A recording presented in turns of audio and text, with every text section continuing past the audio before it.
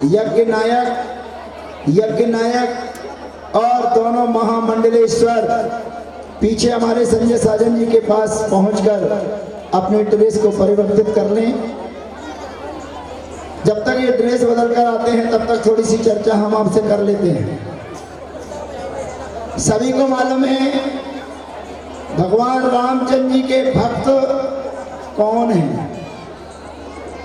भगवान रामचंद्र जी के अनन्य भक्त कौन हैं? है? अच्छा, ये बताइए, जो आप बोल रहे हैं हनुमान और आगे कुछ बोल रहे हैं क्या? वो आपके छोटे भाई है कि क्या है? कौन है? वे आपके छोटे भाई हैं कि मित्र हैं कि कौन है? मित्र हैं तो कौन है? भगवान है। तो बोलो तो भगवान। वे भगवान रामचंद्र जी के अनन्य भक्त हैं भगवान श्री हनुमान जी। कौन है? हाँ, भगवान है। जब हम अपने पिताजी का नाम बोलते हैं तो श्री और जी लगाते हैं, और भगवान हनुमान जी की चर्चा कर रहे हैं तो भगवान आपने गायब कर दिया और जी अपने घर में पहुंचा दिया। ऐसा लगा कि हमारा मित्र छोटा हो। हे हनुमान इधर आ। तो भगवान हनुमान जी भगवान रामचंद्र जी के अनन्य भक्त रहे और आपकी तरह नटखट भी थे। नटखट माने चंचल। तो वे इतने नटखट थे, इतने चंचल थे कि कभी भी माँ सीता के कमरे में, कक्ष में बिना बताए पहुंच जाते थे। और माता से उनका इतना स्नेह, इतना प्रेम था, वे माँ जान सकती हैं और वे भगवान हनुमान जी जान सकते हैं। अब एक दिन की बात मैं आपको बताना चाह रहा हूं। कुछ लोग यहाँ पर बैठे हुए हैं, कुछ लोग, एक उधर बैठी हुई है बहन जी, एक इधर बैठी हुई है, दो बहन जी हैं, दीदियाँ, एक आपके बगल वाली है, ये बीच में आपके बगल वाली पड़ोसी, हाँ ये इधर वाली, हाँ ये,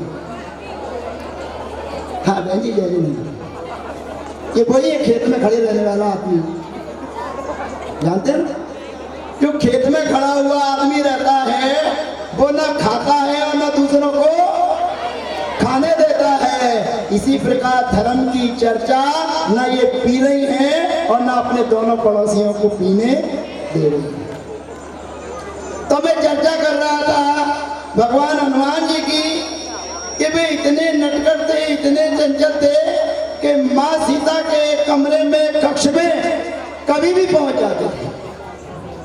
एक दिन की बात है कि माँ सीता स्नान करने के बाद अपना श्रृंगार कर रही थी और श्रृंगार करते समय वो अपनी मांग में कुछ भर रही थी। बताइए क्या भर रही थी? अच्छा, आप लोग अपनी मांग में नहीं भरते क्यों? अरे जब हमारी माँ सीता अपनी मांग में सिंदूर भर रही हैं तो आप लोग क्यों नहीं भरते? ऐसा जब दृश्य उन भगवान हनुमान जी ने देखा तो देखने के बाद में सहजता में माता से पूछा, हे माँ, ये आप क्या कर रहे हैं? ये लाल लाल सा रंग अपने मस्तक पर क्यों लगा रहे हैं? क्योंकि इसके पहले तो उन्होंने लगा हुआ देखा होगा या केवल माँ के चरण देखे हैं, माँ के ऊपर के हिस्से भी नहीं देखे। जब वनवास की चर्चा में वे रावण अपहरण कर लेते हैं तो पूछा जाता है कि कभी आपने सीता को देखा? कैसे पहचानेंगे? तो मैंने सीता का चेहरा नहीं देखा है, लेकिन मैंने माँ के चरण देखे हैं और चरण में जो बिछिया हैं उनको मैं पहचान सकता हूं कि वे किस रास्ते पर गए होंगे।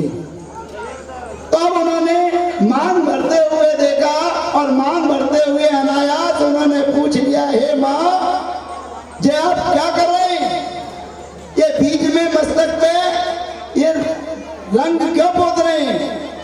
अब वो क्या जवाब दें? छोटा बच्चा कभी माँ से कोई प्रश्न पूछ ले और उसका जवाब यदि माँ ना दे पाए तो फिर बड़े लोग समझदार हैं, इधर उधर की बातों में लगा के उस प्रश्न को बदल देते हैं।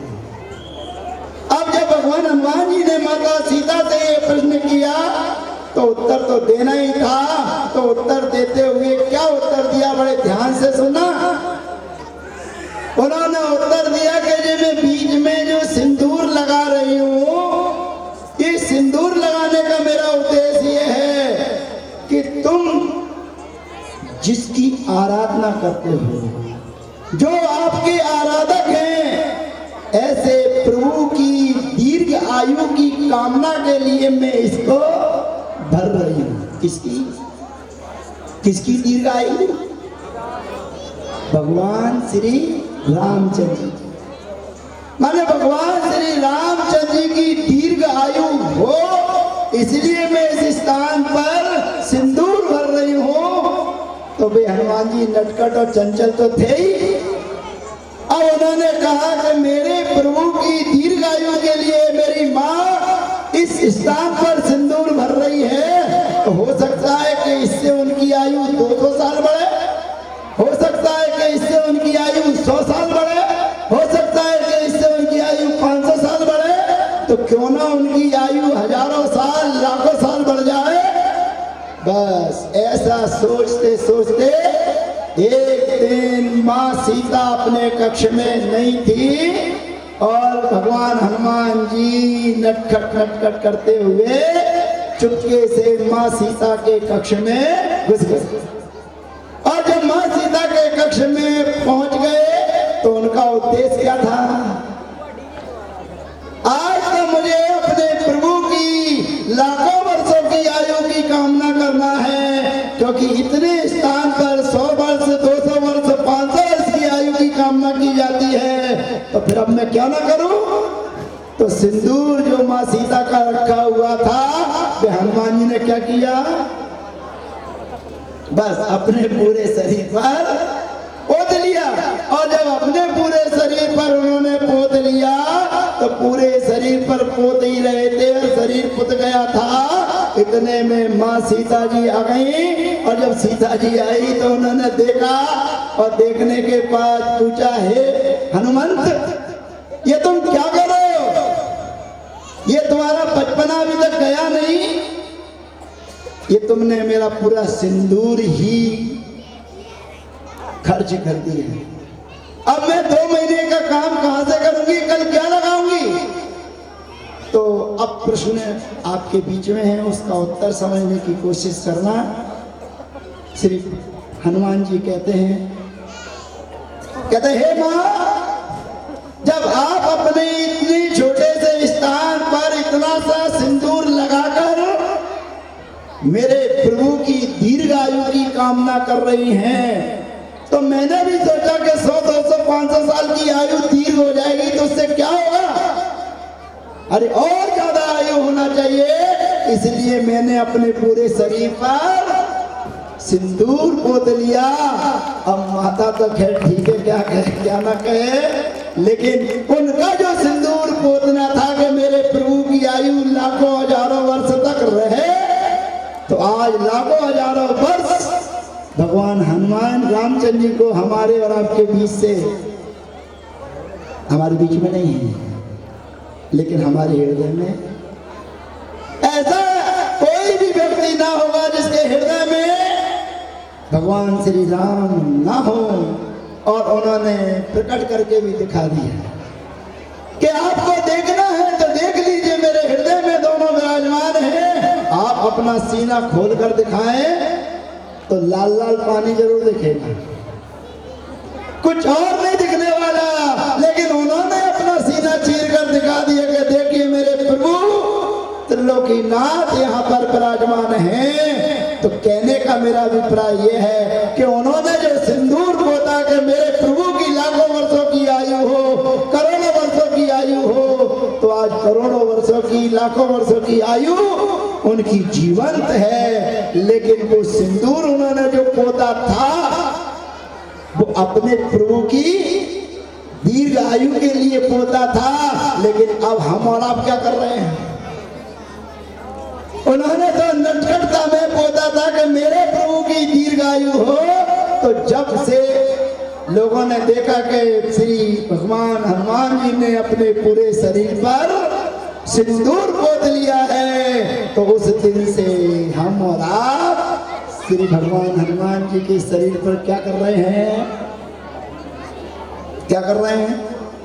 सिंदूर लगा रहे हैं। लेकिन सिंदूर जब भगवान हनुमान जी ने लगाया था और माँ सीता से पूछा था, तो उन्होंने कहा कि मैं अपने प्रभु की दीर्घ आयु की कामना करने के निमित्त से लगा रही हूँ। और हनुमान जी ने भी ऐसा ही किया। लेकिन आप सिंदूर लगाते हैं तो क्या करते हैं? क्या करते हैं? क्या सोचते हैं? क्या विचार आपके अंदर आता है? आपने 2 रुपए का सिंदूर लिया, 2 रुपए के चने लिए, 2 रुपए के इलायची दाने लिए और भगवान श्री हनुमान जी के पास मंगलवार और शनिवार को गए। हे हनुमान जी, आप मेरे को परीक्षा में पास करवा देना, मैं पढ़ने लिखने में बुद्धूराम हूँ। अब तुम पढ़ने लिखने में बुद्धूराम हो और 5 रुपए का प्रसाद लेकर तुम उनके चरणों में गए हो, तो तुम्हें वो सद्बुद्धि तो दे सकते हैं कि तुम अगर पढ़ाई करो तो पास हो सकते हो। अगर आप अच्छे से पढ़ाई करेंगे, अच्छे से तैयारी करेंगे तो पास हो सकते हो। मेरा आशीर्वाद कोरी कॉपी पर कोई काम करता नहीं है।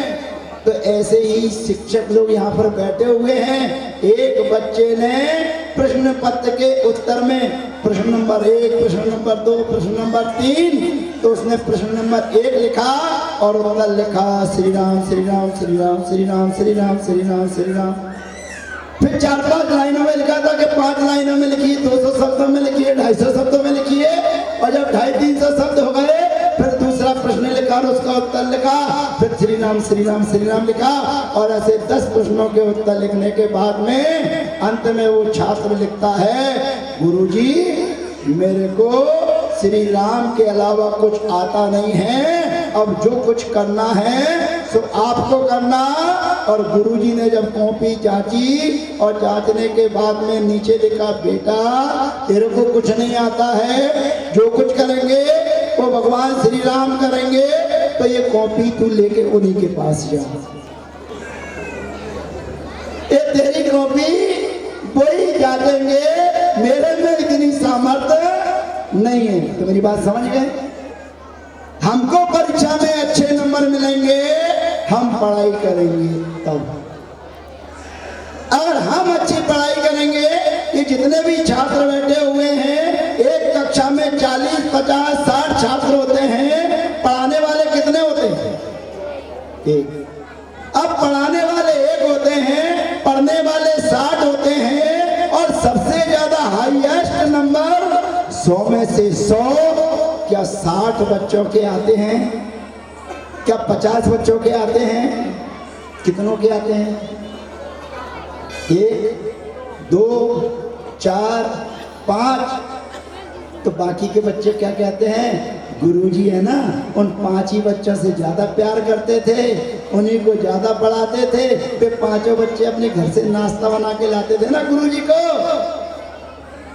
इसलिए गुरुजी ने उन 5 बच्चों को पास कर दिया। ऐसा है क्या? नहीं। आप पढ़ेंगे, आपको अच्छे नंबर मिलेंगे, चिंता की कोई बात नहीं है। ऐसे ही बच्चे तो लटक लटक के 33 नंबर लाते हैं। ऐसे ही बच्चे परीक्षा में लटक लटक के 33 नंबर लाएंगे, परीक्षा देने बैठेंगे और इधर देखेंगे, उधर देखेंगे, उधर देखेंगे और 33 नंबर तक गाड़ी खींच ले आते हैं। और जब पास हो जाएंगे बड़े खुशी मनाएंगे, कहते मम्मी मम्मी मम्मी मैं पास हो गया। पास हो गया? हाँ बेटा, ले चवन्नी ले, लड्डू मिठाई मिठाई बांट दे। मम्मी पूछते कितने नंबर आए? ओ मत पूछ माँ, बस पास हो गए। गुरुजी ने कृपा दृष्टि कर दी, लिखा तो 30 नंबर तक था, लेकिन गुरुजी ने 3 नंबर और दे दिए। तो ऐसे यहाँ पर कितने छात्र हैं जिनके 100 में से 33 नंबर आते हैं?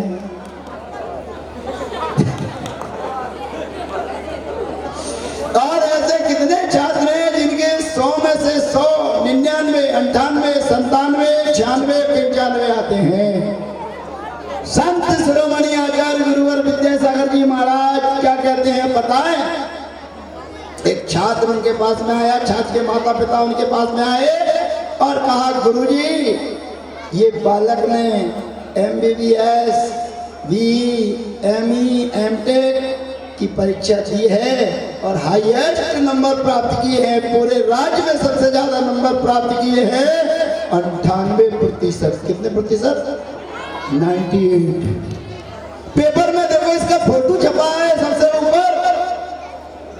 गुरुजी ने देखा और कहा कि ठीक है, बहुत बढ़िया है, अच्छी बुद्धि है और अच्छे से पढ़ो, लेकिन तुम 2 नंबर से फेल हो। कितने नंबर से फेल हो?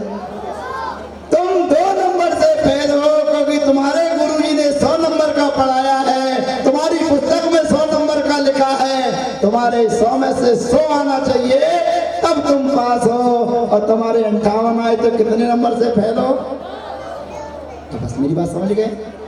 अगर हम 90 नंबर लाए हैं तो हमको ये नहीं सोचना कि हम 90 नंबर लाए हैं। मरारिया नगर में मेरी मूंछ के अलावा किसी की है ही नहीं, लेकिन 90 नंबर लाने के बाद हमको सोचना है कि हमारे 10 नंबर क्यों कम हो गए। क्या सोचना है? 10 नंबर हमारे क्यों कम हो गए? तो 10 नंबर आगे से हमें बढ़ाना है। तो आज हमने भगवान श्री रामचंद्र जी की चर्चा की, भगवान श्री हनुमान जी की चर्चा की, और वे हनुमान जी ने दीर्घायु की कामना से अपने शरीर में क्या पोता, और आज तक